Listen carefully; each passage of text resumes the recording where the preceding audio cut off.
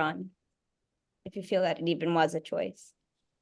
Yeah, I mean, it's an interesting thing we talk about choosing journeys, or I I think what I think about when that question is there's two parts to that question, um, which is two distinct chapters of my life.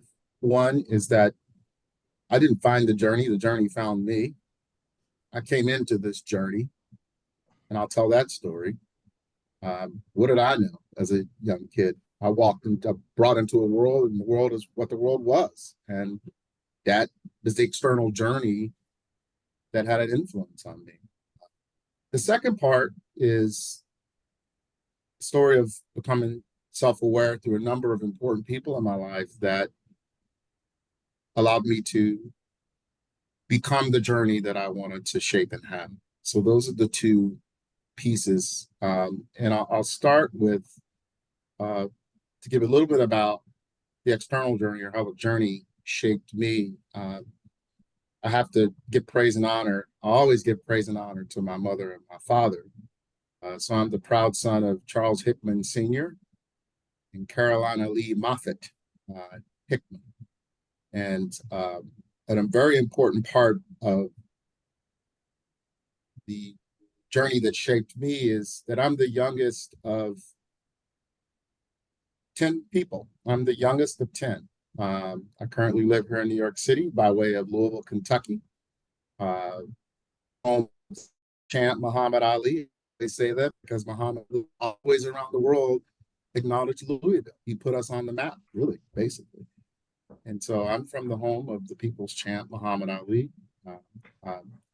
I'm probably married to my wife, Catherine, who's a professor in theater management at the City University of New York here. And my son, James, who recently graduated from Marist College. He's a he was a college hockey player, fortunate enough to have a college hockey player. Praise to Willie O'Ree. And now a paralegal at Manhattan District Office, which has been all over the news, but he's paralegaling under Alvin Bragg's office currently. And my daughter, Ella, who's a rising sophomore at Bennington College studying child development and psychology. So most of the earlier years for me was spent being landlocked. Louisville, Kentucky, it's the Ohio River, but I'm landlocked. And it wasn't until I went to Antioch College that I had the opportunity to get out west and to see the ocean for the first time at the age of 18, which is incredibly crazy. How can at 18, I saw the ocean for the first time. And that was one of many defining moments in my journey, as I call my journey of becoming. That was when I realized that there was something much bigger than me out there that was far more beautiful than I could ever imagine. And I had been missing out on that opportunity. I hadn't seen it yet. As a professional, I'll talk about that part. So that's personally going, but as a professional, my journey was shaped by the need to escape my hometown and to break free from the blueprint that most of my older siblings had to follow. And that blueprint was you graduate high school and you go to work. That was it. And so I didn't want to graduate and stay at home and then just get a job. I wanted more.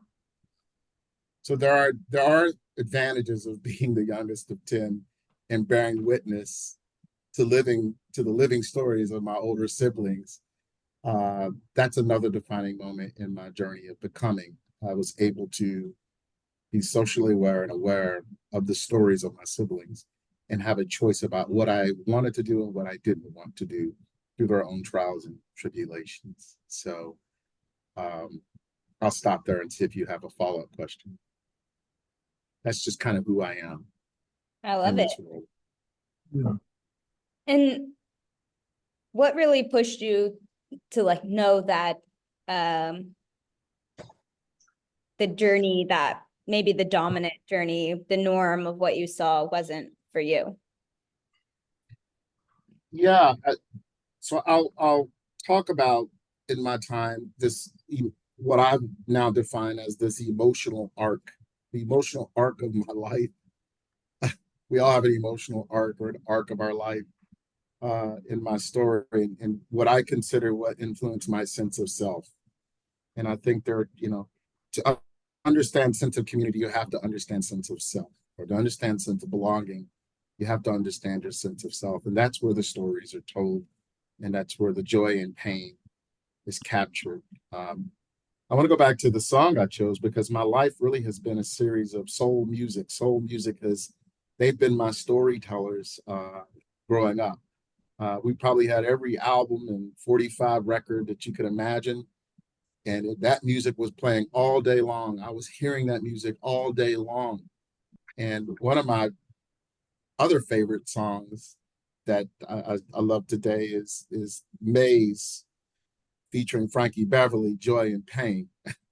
Joy and Pain is whenever I hear that song to this day, it reminds me of that time being a kid in Kentucky. So as I think about the journey, I think about these two sides I talked about, and I try and balance even to this day these two sides, the external journey and which is one that I had no control over in growing up, and then it was full of conflict and pain points. And then the other side was about resolution and opportunity, and that's where I sit today. And this is the internal journey that I now have control over, and what it was and what I want it to become, are the two pieces. So I want to start quickly just to paint a picture that I grew up in a shotgun camelback house. I don't know if you know what a shotgun camelback house is. John, you may know what this is because you were in Yeah. Cincinnati. If you were to fire a buckshot through the house, it would go straight through the back. So that's a railroad. And then the camelback part is that a room that sat above the kitchen, and that's the humpback. That's the camelback. I grew up in a 4-room house that includes the bathroom and the kitchen with 12 people. So I quickly had to create space in my house that was joy and had to deal with pain. And so we were very creative kids. I was a very creative kid. Any little corner under the bed was my space. Any little space in the closet was my paradise. And I literally mean that. And so I shared a bed with my brother for quite a while. The house was just full of beds. We had no living room or parlor or anything like that. There was a bed in the living room. There was a bed in the 5 beds in the middle room. There was a kitchen. If we could put a bed in the kitchen, we would have. But that was normal to me. That was my life. And an important thing happened. I grew up, late 60s, throughout the 70s. And another defining moment of my life on this external journey that had an impact on me was school segregation and busing at that time. When I was a kid, I was watching buses being turned over and burned. I was watching the N-word being flown around, in the eastern parts of Louisville, and I was terrified. And this is when I was starting middle school, and I didn't want to go to school. And fortunate enough, there was a great educator named Martha Ellison who had an idea. She was an amazing visionary, and she said, "I'm going to start a community-based school, a progressive community-based school."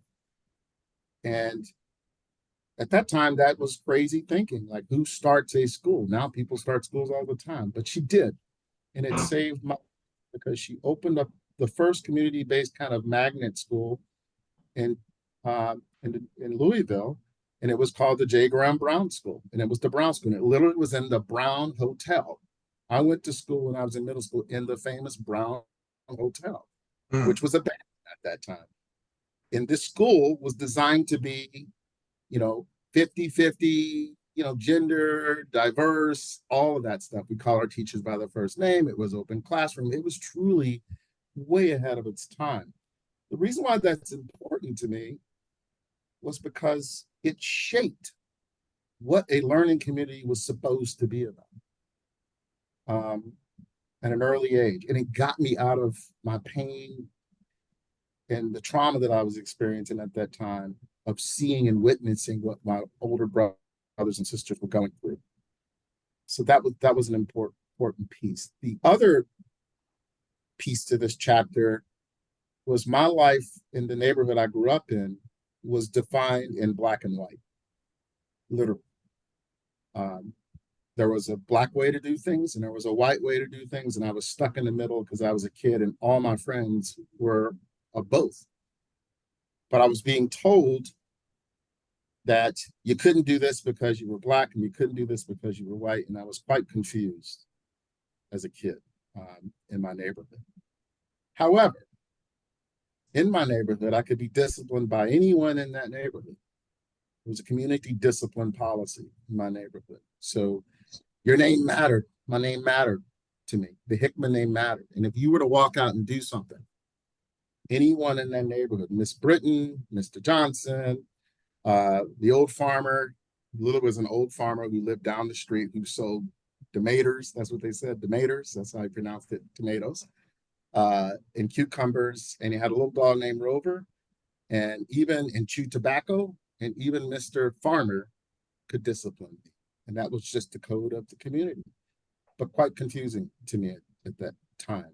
So I wanted to give you kind of paint this picture of the small neighborhood in Louisville, Kentucky that was literally black and white at the height of a time, the external journey that was being shaped around the kind of country we were going to become and the kind of struggles that we were faced with.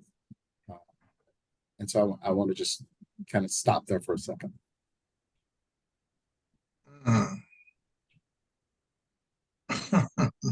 Definitely paints the picture for us. And I remember the days of being disciplined by everyone in my neighborhood too. I miss those days kind of where you know all your neighbors and you get in trouble by all your neighbors, but you also get fed by all of your neighbors, which I think is the food part also was big for me. So moving. That was my journey of my I wanted to just kind of set the stage for that was I didn't know what a journey was. That was the journey that was given to me. But the story gets really powerful because I could have done one or two things. I could have just been passive participant in that forming of my journey, or I could have reclaimed my own journey. And that's the part I want to talk about next. Let's do it then. What mile markers do you feel were kind of where you began to reclaim your journey? I think the reclaiming is the word. So the reclaiming of a journey for me was about some critical things in people that came into my life in order for me to what I call reclaim my humanity. I couldn't reclaim my journey until I reclaimed my humanity. And to reclaim my humanity, I had to understand what it meant to be a brown child growing up in Louisville, Kentucky, and what it meant to be a black man growing up in America. So I had to put some color. I had to move from black and white and color eyes, put some color to my view of the world. And so that journey begins at the age of 17 and 18, graduating high school from this wonderful community I was a part of that Martha Ellison had shaped. And I had a chance to go to college. I wasn't going to college. I was going to follow the blueprint, which was to go to work. And Martha gave me a scholarship to go to Murray State University. It's the first time really that anyone had acknowledged that I was worth something in an educational environment. Giving me a scholarship, it wasn't even that big. It was like $300, but it didn't matter. It's all I needed to go to Murray, to get there, and I got there. And it was a painful experience because I was in probably at that time one of the most segregated environments. It was kind of a mimicking of what I had come out of. And I failed miserably at Murray State. It's my first experience of really just failure in an educational environment. And as I look back on that, part of why I failed was because I didn't have a very supportive community of friends. I was one of probably the only Black young man amongst a group of white men, males, growing up in Southern Kentucky. So I was mimicking the experience that I was having in my own neighborhood, was doing that. And I had to break free of that. And so my life literally changed when I got accepted to Antioch College in Ohio. And if you know anything about Antioch College is, you know, Coretta Scott King, John Lewis, you know, um, so it was really radical for its time and has always been a place of social change. Uh, and so I had the great fortune of getting in there. And there was an individual I met in this journey that forever changed my life. And his name was Professor James Daraja. James Daraja was well loved at the Antioch community. He was a powerful professor, Black man, of course. And James took me to the side one day and he said, I want to talk to you. Brought me in his room, sat me in a chair. He's like, I'm going to be honest with you. He's like, you need to stop acting like a fool. I was like, well, what do you mean? He's like, you are more brilliant than you could ever imagine. And you are playing the role. You're just playing out the script. You're playing out the stereotype. I've never been talked like this before, talked to you like this before. So you can imagine, I'm shocked, right? I'm like, what do you, and I thought you liked me, James. He's like, I love you, but I'm going to be real with you. And here's what I'm going to do for you. I'm going to create an independent course for you. And it's going to be a course that's going to look at Washington and W.B. Du Bois. And I'm going to sit here and we're going to study this course. And I want you to really pay attention and become self-aware of who you are. And until you do that, you are never going to find peace in your life. And he did that for me. And that changed my life forever. That was the beginning of my journey, being a social change agent. At the same time, that was around the time when the Eyes on the Prize series was being released. And I threw myself, because of these two factors in my life, I threw myself into learning and absorbing as much as I could about the civil rights movement. And I did. I learned every fact. I learned every person. I learned about Bayard Rustin. I learned about even the names. It wasn't just King. It was all the people in all the groups. And I became really a master, kind of, I mastered that knowledge of information. That was really when I began to reclaim my own humanity through self-awareness. So when I talk about you can't reclaim your humanity until you become self-aware of your cultural history and background and what it means, I will forever be indebted to James Daraja. He really changed my life.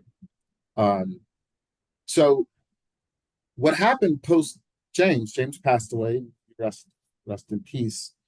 That's when my professional journey took shape. So then when I graduated from Antioch, which I never thought I would ever graduate college, I wanted to be a scholar. I wanted to be like James, and I wanted to be a deep scholar, and I continue to pursue.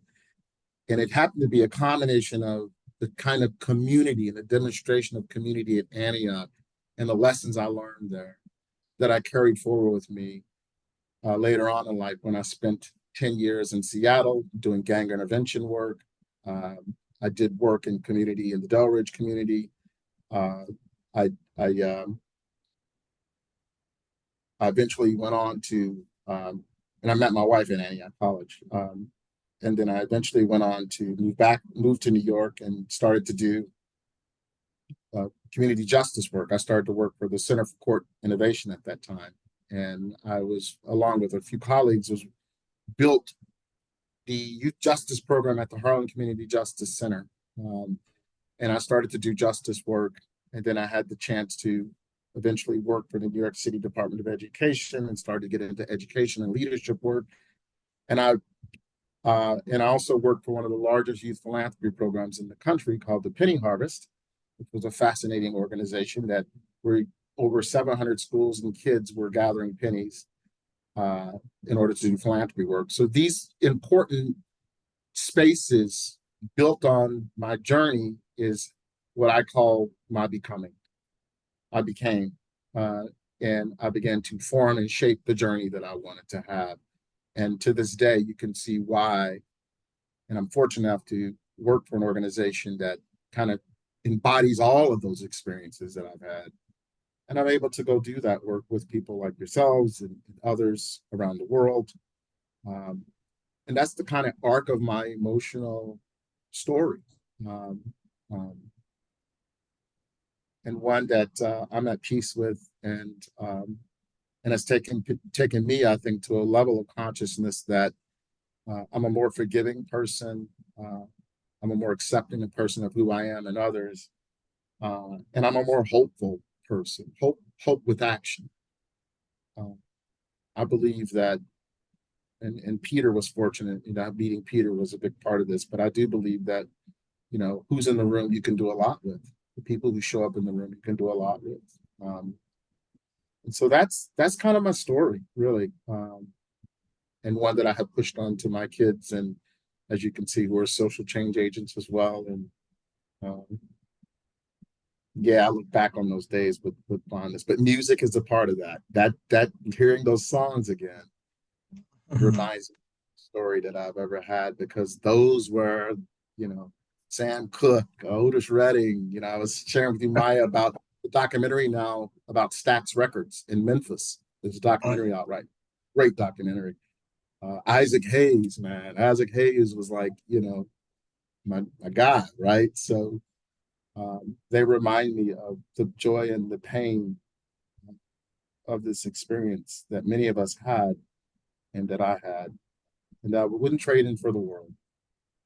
It's my story, and I'm sticking to it.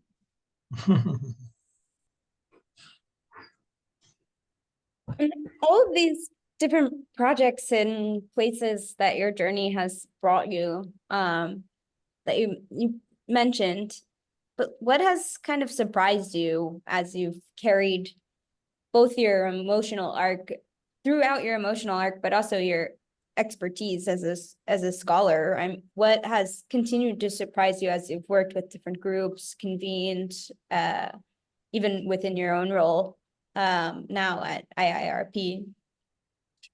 Yeah, I mean, I would say, I don't know if it surprises me, but it gives me hope. Um, like my own story, people are at different levels of consciousness.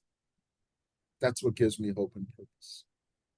And until you lift yourself to another level of consciousness, and when I mean consciousness, I'm not talking, sure, it's learning and reading and contextualizing and understanding, but when you get real with yourself and you get real with your story, you get real with the story of others, you're raising your consciousness, and you have to raise your consciousness in order to become and reclaim your humanity. And then it's till then when we reclaim our humanity. So when I see, when I look at people now, when I'm in spaces in the work I do, I validate. There are two things. I validate people's experiences and emotions, regardless of where it is in their levels of consciousness. I try to understand, and I also understand um,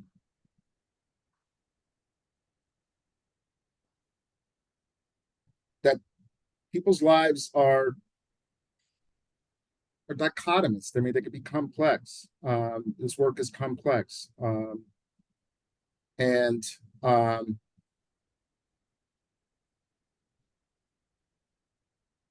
is dialectical in a sense. That these two things exist. These two worlds these multiple worlds can exist in people and be very dialectical.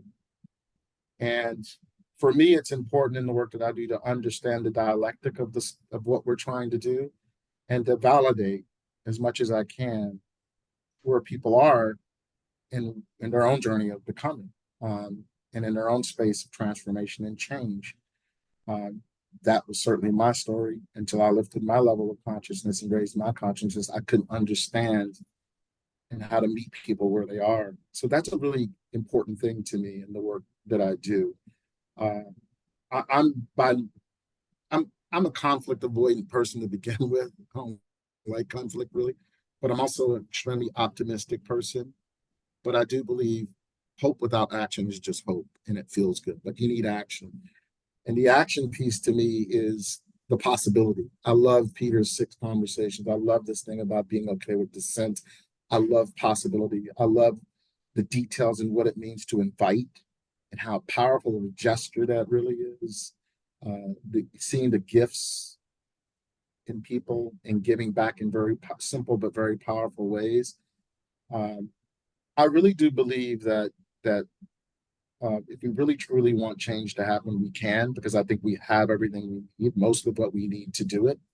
Um, and the one thing that gets in the way, which I'm very happy in the work that I do, is the relational dynamic that takes place. You know, how do we lift the social capital in the room so that we actually can build a kind of vision and live out the kind of vision that we really actually, I think, want to live out, want to have. There's so many universal things about what we want in our own lives that we share, and so much of our own past and this traumatic experience, the American story, the traumatic American story that has been put on us.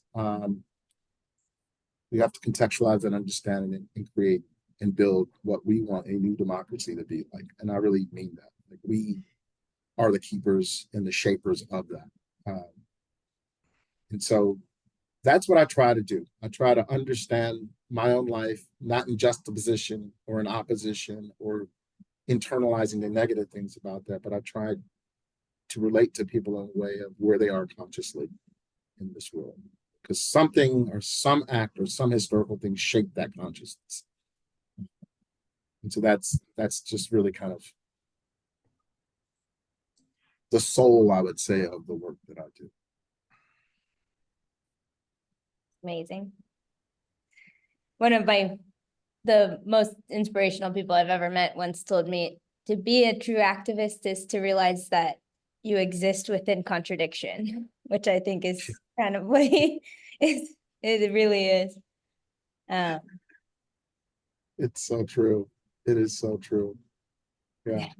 But these are these demonstrations, you know, being in a space like this, or being in a room with 4 other people in a small circle uh, that don't look like you or have their own story to tell. It's just it. I think we have to have these experiences because it reminds you that it's so easy to be jaded. It's so easy to be either or. You know, it's so easy to be judgmental. It's, you know, these things are by default designed for us to be this way. And I,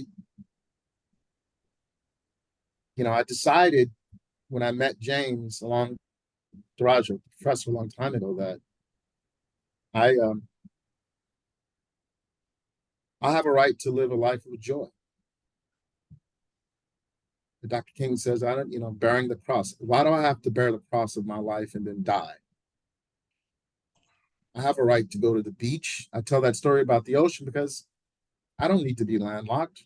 So for 24 years, since my kids have been on this planet, we go spend time on Martha's Vineyard. We go to the ocean. I refuse to let my kids be landlocked. I want them to see the world and I want them to experience the world. When I was growing up, and I know we're running out of time, but I want to tell this story is very powerful to me. I almost drowned when I was 12 years old in Louisville at a public pool. I almost drowned. And it wasn't the drowning that terrified me, scared me. It was the fact that when the lifeguard pulled me out of the pool, I was afraid of the discipline that my mother was going to give me. I was more afraid of what she was going to say and do than the drowning piece. In fact, part of me felt like I wished I had drowned. I know that sounds kind of queer, but it's like, this doesn't even make sense. Like, I'm really terrified. And as I look back and share that story, what I was afraid of and what I began now, what I understand was my mother wanted to protect me and she loved me so much that she wanted to keep all of us close to her, right? And my father did. And the fact that I was this kid that broke the rule, broke the nest, went out and did things my way, uh, she eventually found out and was really upset with me. Now, when I look back on that story, I understand what that's all about. context means everything to me. Contextualizing and understanding how I got to that particular situation. And what it came out to be was the reason why nobody in my family learned how to swim was because they weren't allowed to go to public pools. It was segregated swim. And that's the story of America. Unless you lived on a coast, you didn't go to a pool. That historical trauma, that historical piece shaped the perception of my mother and her wanting to protect, right?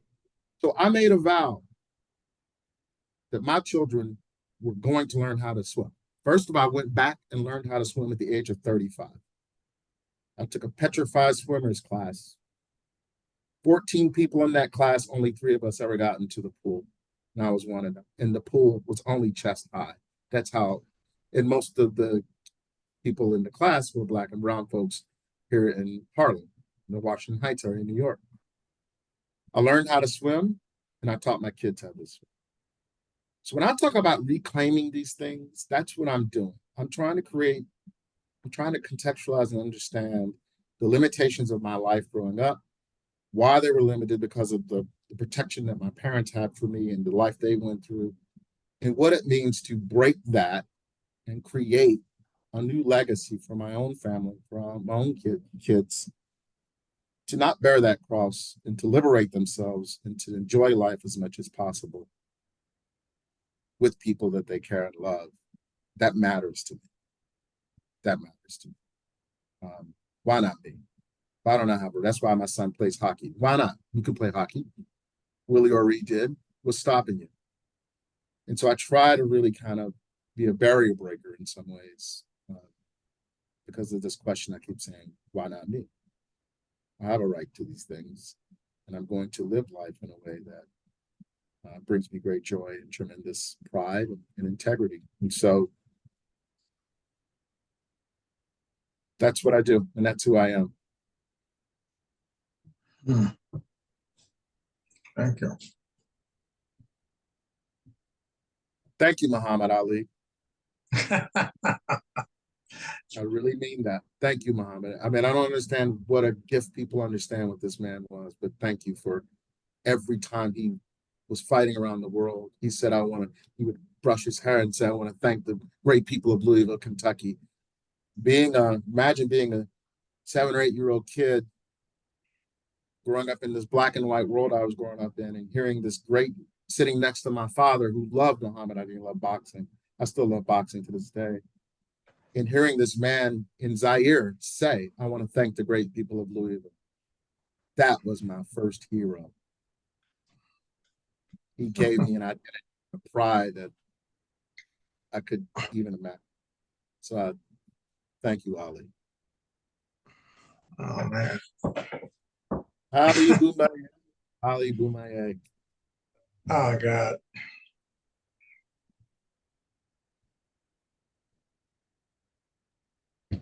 Wow. Thank you, Keith. Thank you so much.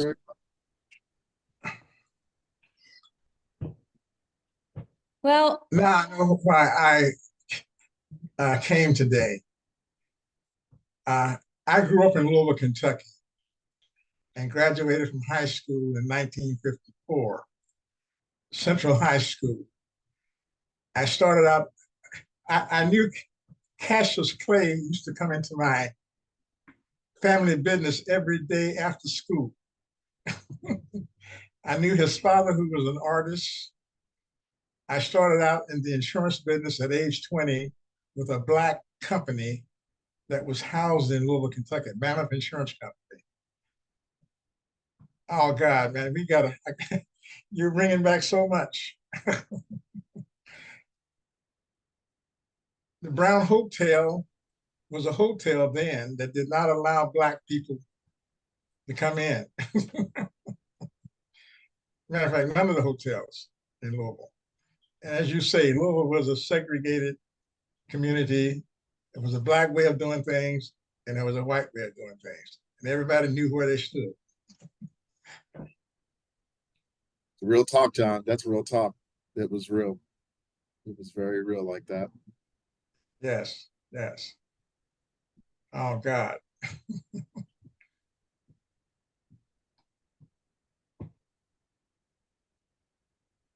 Where do we go from here, Maya?